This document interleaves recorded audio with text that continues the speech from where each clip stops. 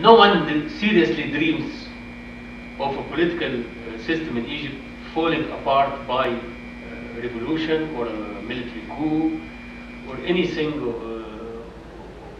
the different ways that takes place even in the Sudan, in our next door neighbors. Egypt is different.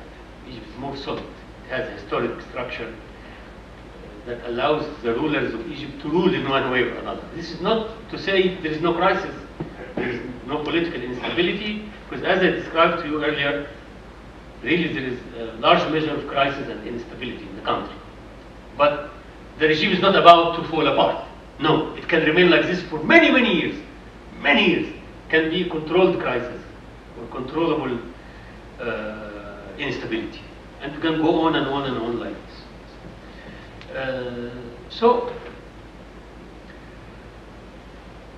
some Islamists, of course, think in terms of seizing power by force, having an Islamic revolution like Iran. And this is exactly what they tried when they assassinated President Sadat. It was not only the individual assassination attempt, it was also an attempt at seizing power by force, mobilizing the masses to join the Islamic revolution, and they began it in Asyut, when they surrounded the police headquarters in Asyut and killed everybody inside, actually. They killed police officers and soldiers. But they did not, the masses did not stand up in arms and join the Islamists. No, on the contrary. On the contrary. When President Sadat was assassinated, Egyptians were so afraid of the vacuum of power that they went to vote for Mubarak. This is the one serious referendum we had, actually. When Mubarak came for the first time, because there was a vacuum of power, there's no head of state, and the Pharaoh is a very important man. He has all the powers, we must have someone in power. And when Mubarak was the only candidate, many people went and genuinely voted for him. So even if the result was 99%, it was more or less the only serious 99%. Other referendums were just cosmetic, were not really serious. But this one in particular, because of the vacuum of power sensed by lay Egyptians, which tells us about the culture, the system of values, the broad political perception of ordinary Egyptians. Hence, there is no such expectation, in my view at least. But I would say the Islamists can come triumphant of this confrontation with the state. In other words, theocracy can come out triumphant in its confrontation with democracy in a particular sense and for particular reasons. Not through the simple seizure of power by a revolution or a coup. This is not on the cards, in my view, at least. But through other means, the most serious prospect is that the Egyptian state would be Islamized from within, or Islamicized from within. Okay? To include its last savior, the army itself can get more and more Islamized. Army officers can have an Islamic perspective. And this is actually very gradually happening. There is a large measure of religiosity amongst rank and file of army officers. They are loyal to the state, they don't plot a coup, they are not joining an Islamic revolution, but if the crisis in the country continues, if it is not resolved, if the political system is not consolidated as a stable political system, if there is no prospect for economic progress to resolve the problems of unemployment and disenchantment of the younger generation and poverty and all this, if this is not resolved, if the socio-economic crisis continues and gets aggravated, and if the political inefficiency and inability does not reach the point of consolidating a democratic political system which functions properly, the country will slide towards an atmosphere of crisis. And so long as the Islamists are winning on the cultural count in this atmosphere, and are winning people within the state power, the executive, the army, the judiciary even, and this is already happening, there are indications that this is happening, it will become only a question of time until Egypt becomes an Islamic state, a theocracy. It might take a long time if you compare it with Iran or other countries. It might take 50 years, but it can happen. this, I don't preclude as a prospect. But the way to achieving it, for those who want to achieve it, is a different way. Okay? Not by an abrupt Islamic revolution, not by an abrupt coup d'etat, but by this long process. Is the long march of Mao Zedong once again. And I think our Islamic Mao Zedong is still marching, is not dying.